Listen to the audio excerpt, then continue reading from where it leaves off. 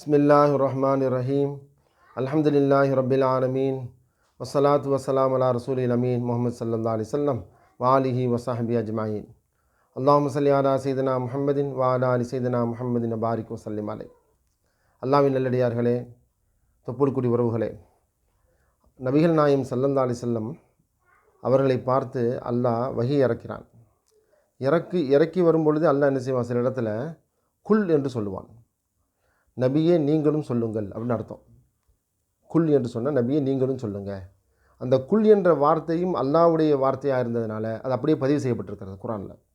அந்த அடிப்படையில் குரானில் 6வது அத்தியாயத்தில் 161 165 வசனத்தில் நபிகள் நாயகம் ஸல்லல்லாஹு அலைஹி அவர்களை பார்த்து அல்லாஹ் குல் என்று சொல்லி சில விஷயங்களை சொல்கிறான். அது நமக்கு ஒரு முன்மாதிரியானது. அதை இந்த உலகத்தில் எல்லா மனிதர்களும் பின்பற்ற வேண்டும் என்பதைத்தான் அல்லாஹ் அந்த வசனத்தின் மூலமாக சொல்லித் தருகிறான். என்ன சொல்கிறான் பாருங்களேன். அல்லாஹ் சொல்கிறான், குல் இன்னனி ஹதானி ரப்பி. நபியே நீங்கள் சொல்லுங்கள், இன்னனி ஹதானி ரப்பி, நிச்சயமாக என்னை படைத்தவன் வழிகாட்டி விட்டான். இலா சிராத்தி முஸ்தகீம், ஒரு நேரான பாதையின் பக்கம் அல்லாஹ் எனக்கு வழிகாட்டி விட்டான். அது என்ன பாதை தெரியுமா? தீனன் கியமன், ஒரு நிலையான ஒரு பாதை, ஒரு மார்க்கம். அந்த மார்க்கம் யாருக்கு சொந்தமானது அப்படின்னு சொன்னால் மில்லத்த இப்ராஹீம ஹனீஃபா, அந்த இப்ராஹிம் நபியுடைய குடும்பத்தை சார்ந்தது. இப்ராஹிம் நபி குடும்பத்தை சார்ந்தது. இப்ராஹிம் அலைஹிஸ்ஸலாம் அவர்களுடைய மகனார் இஸ்ஹாக்கு, யாக்கூபு, யூசுஃப் என்று சொல்லக்கூடிய ஒரு பெரிய ஒரு மில்லத். இந்த பக்கம் எடுத்திங்கன்னா இப்ராஹிம் அலைஹிஸ்ஸலாம் அவர்கள், இஸ்மாயில் அலைஹிஸ்ஸலாம் அவருடைய வழியில் முகமது ஸல்லல்லாஹு அலைஹி வஸல்லம் அவர்கள். அப்போ அல்லாஹ் நபிகள் நாயகம் ஸல்லல்லாஹு அலைஹி வஸல்லம் சொல்லித் தருகிறான், நபியே நீங்கள் சொல்லுங்கள், அல்லாஹ் எனக்கு ஒரு நேரான மார்க்கத்தை காட்டிவிட்டான். அது என்ன மார்க்கம் என்று சொன்னால் அந்த இப்ராஹிம் அலைஹிஸ்ஸலாமுடைய குடும்பம் பின்பற்றியது அந்த மார்க்கம். அந்த இப்ராஹிம் யார் தெரியுமா? வமா கான மினல் முஷ்ரிகீன், அவர் அல்லாஹ்வுக்கு இணை வைக்கக்கூடியவராக இருக்கவே இல்லை என்று அல்லாஹ் சொல்லித் தருகிறான். மனித குலத்திற்கு பார்த்து அல்லாஹ் சொல்கிறான், மனிதர்களே அல்லாஹ்வாகி எனக்கு இணை வைக்காதீர்கள் என்று அல்லாஹ் என்ன செய்யறான், நபிகள் நாயகம் ஸல்லல்லாஹு அலைஹி வஸல்லம் நபிகள் நாயகம் ஸல்லல்லாஹு அலைஹி வஸல்லம் மூலமாக சொல்லுகிறான்.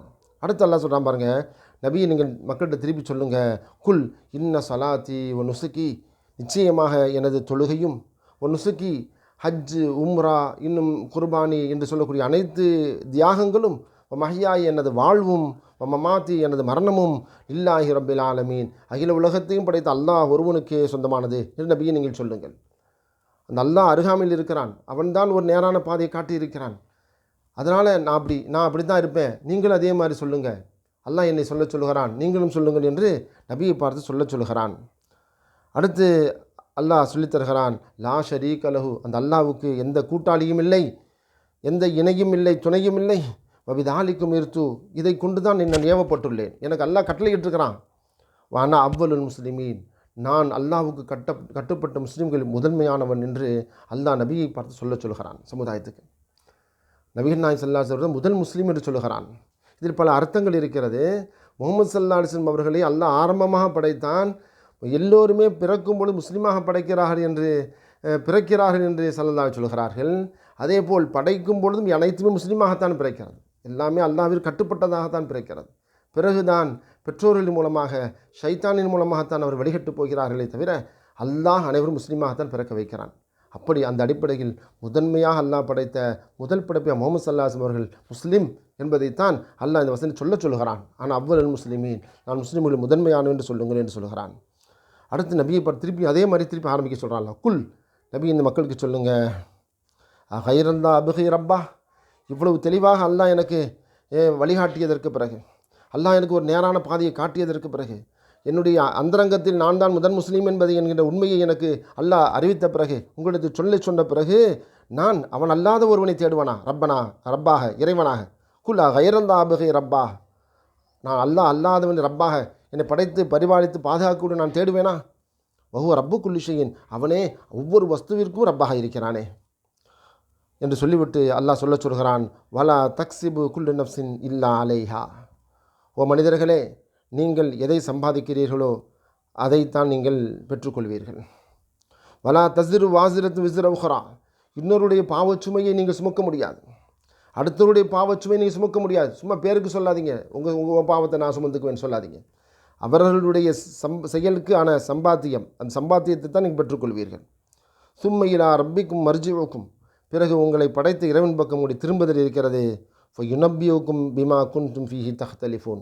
நீங்கள் எந்த விஷயத்தில் கருத்து வேறுபாடு கொண்டிருந்தீர்களோ அதை பற்றி அல்லாஹ் உங்களுக்கு சொல்லுவான். அல்லாவே சொல்லுவான், அல்லாவே பேசுவான் அவங்கள்ட்ட.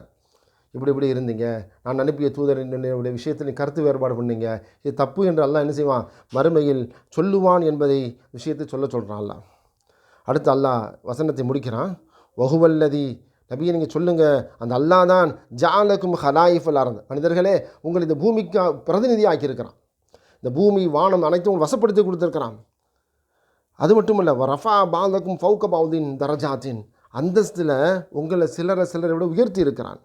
எதுக்கு தெரியுமா? நான் பணக்காரன் சொல்கிறதுக்கா? நான் பெரிய அறிவான்னு சொல்வதற்கா? நான் பலமானவன் சொல்வதற்கா? இல்லை. அல்லாஹ் சொல்கிறான், லியபுலுவுக்கும் ஃபீமா ஆத்தாக்கும், உங்களுக்கு அல்லாஹ் கொடுத்ததில் உங்களை சோதிப்பதற்காக வேண்டி. பணத்தை கொடுத்து சோதிப்பான், பலத்தை கொடுத்து சோதிப்பான், அறிவை கொடுத்து சோதிப்பான். எல்லா விஷயங்களையும் கொடுத்தது எதுக்கு? சோதிப்பதற்காக வேண்டி அல்லாஹ் என்ன செய்யறான், அல்லாஹ் சொல்லித் தருகிறான். எதுவுமே நமக்கு சொந்தமானது இல்லை இல்லையா? இதெல்லாம் நம்ம நினச்சி பார்க்கணும். அல்லாஹ் நம்மை சோதிப்பதற்காகத்தான் உங்களை சிலரை விட அந்தஸ்துகள் உயர்த்தி இருக்கிறேன் என்று சொல்லுகிறான். சொல்லிவிட்டு சொல்லுகிறான், இன்ன ரப்பக்க, நிச்சயமும் உங்களை படைத்த இறைவன் சரீஉல் இகாப், விரைவாக தண்டிப்பவன்.